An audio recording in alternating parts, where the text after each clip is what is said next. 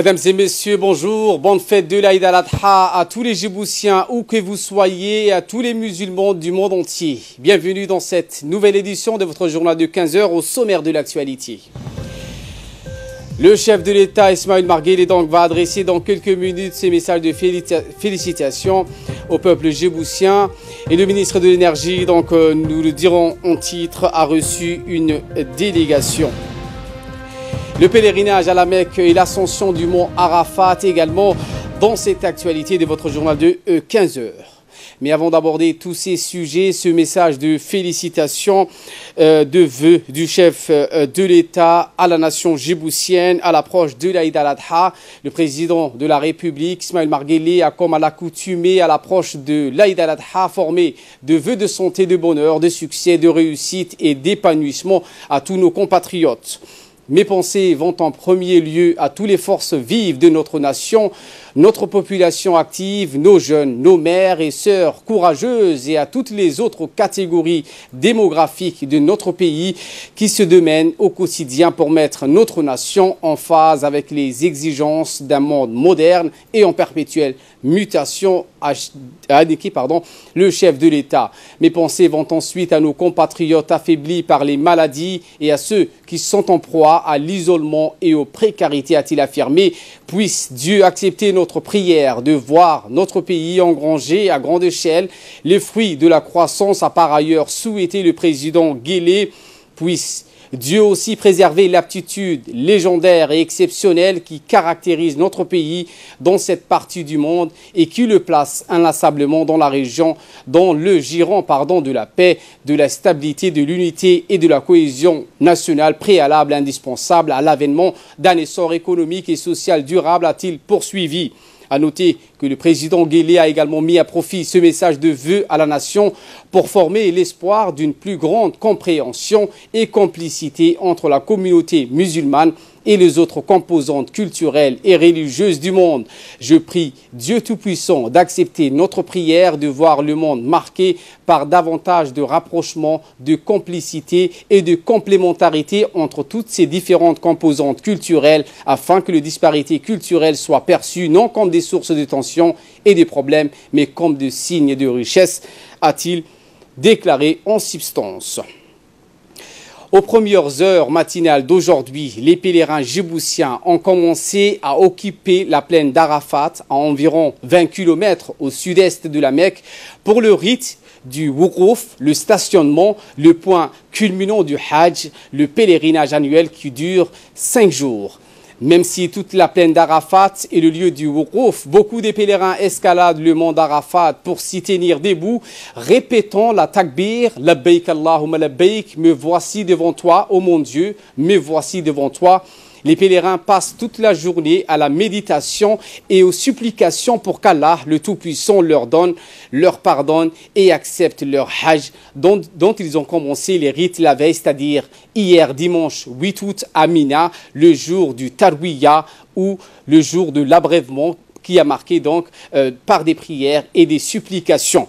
Le jour d'Arafat, le 9 d'Ul-Hijjah et le jour du Wouqouf, le stationnement dans cette plaine qui constitue le rite clé du Hajj.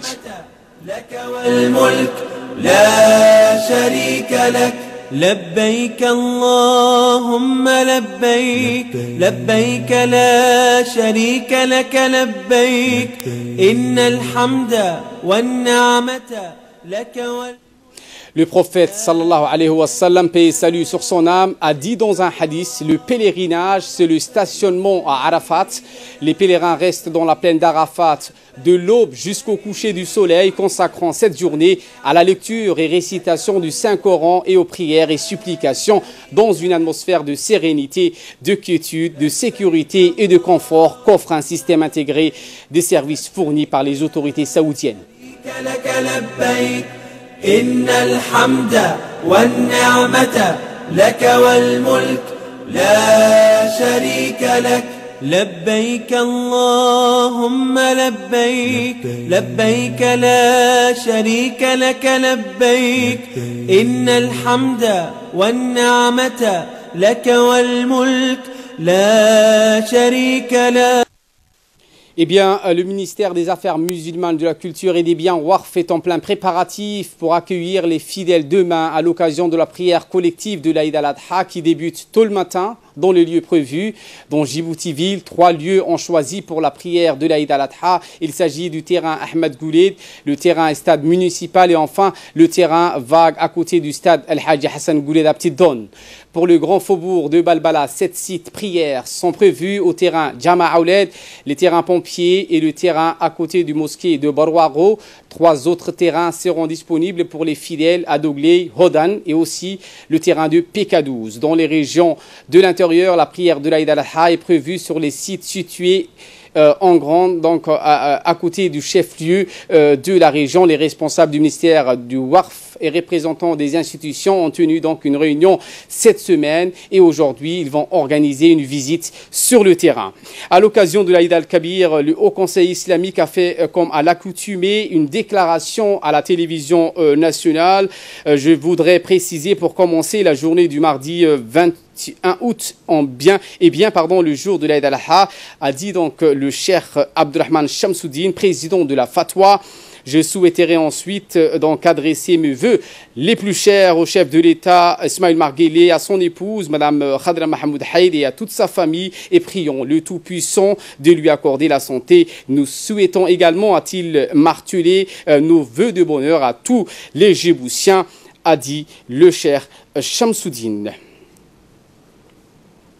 Dans l'après-midi du 19 août, le ministre de l'Énergie, M. Younis Ali Guedi, a accueilli chaleureusement dans son cabinet le nouvel ambassadeur de la République sud-coréenne, franchement accrédité à Djibouti, avec résidence en Éthiopie. Monsieur l'ambassadeur donc fut très réjoui par cet accueil et il a été enthousiaste à travailler avec le projet de la promotion des énergies renouvelables qu'a entamé la République de Djibouti. Ce fut l'occasion donc réactive des relations déjà assez fructueuses entre les deux camps, la coopération avec la République sud-coréenne dans le domaine d'électrification, a donc parlé le ministre de l'Énergie chargé des ressources naturelles, M. Younis Ali Guedi, était également donc présent lors de cette entrevue. Le secrétaire général du ministère, M. Mohamed Waïs, et le directeur de l'énergie, M. Gouled Mahamad. Direction le nord du pays, à l'instar du monde musulman, la fête bat son plein à Djibouti, mais aussi dans les régions de l'intérieur. Nous vous emmenons à Tadjoura, la ville blanche, qui a fêté donc cet événement, qui se prépare donc à fêter cet événement et donc tient une place importante pour célébrer la fête de la Eid al-Adha. Les Tadjouriens et Tadjouriennes donc se sont précipités et donc un afflux massif de natifs de cette région pour fêter en communion avec leurs familles demeurant dans la ville blanche ou dans les sous-préfectures respectives. Eh bien, sachez que des nouveaux supermarchés ont ouvert dans cette ville de Tadjoura, qui offrent des habits neufs pour un prix abordable, ce qui fait la joie de Tadjoura.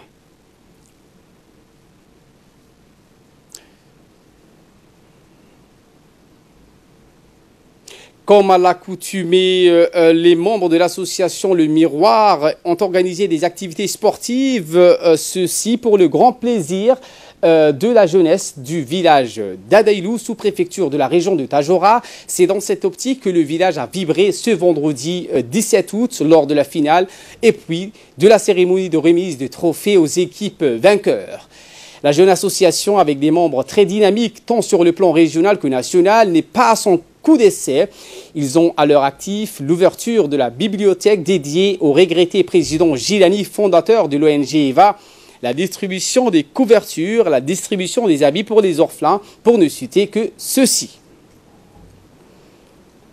Passons à présent à ce qui fait la une de l'actualité hors de nos frontières avec Fardous Hussein qui nous a rejoint sur ce plateau. Bonjour Fardous. Bonjour, et nous entamons avec cette ascension du mont Arafat qui a commencé aujourd'hui lors de ce pèlerinage en Arabie Saoudite. En effet, Ali, donc les pèlerins musulmans sont en Arabie Saoudite et ont commencé tôt ce matin l'ascension du mont Arafat, temps fort du Hajj, l'un des plus grands rassemblements religieux au monde.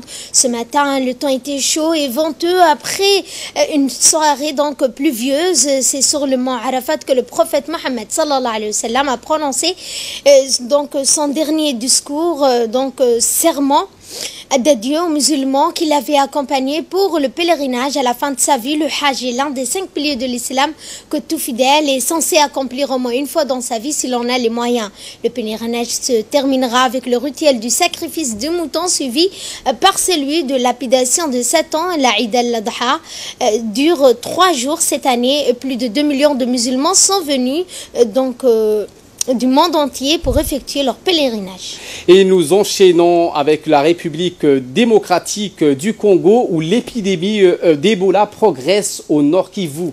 Tout à fait, Ali. L'épidémie d'Ebola continue de progresser dans l'est de la République démocratique du Congo. 2000 personnes sont actuellement médicalement suivies.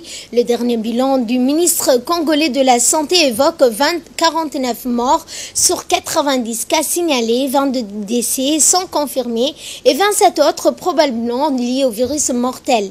Les infections au virus Ebola au Nord Kivu progressent plus rapidement qu'en Équateur, province elle aussi frappée par l'épidémie entre mai et juillet. Mais cette fois, les autorités doivent faire face à un double défi, répondre à la crise sanitaire en tenant compte de la situation sécuritaire dans l'est du pays. La semaine dernière, l'Organisation mondiale de la santé a alerté sur les difficultés rencontrées sur le terrain.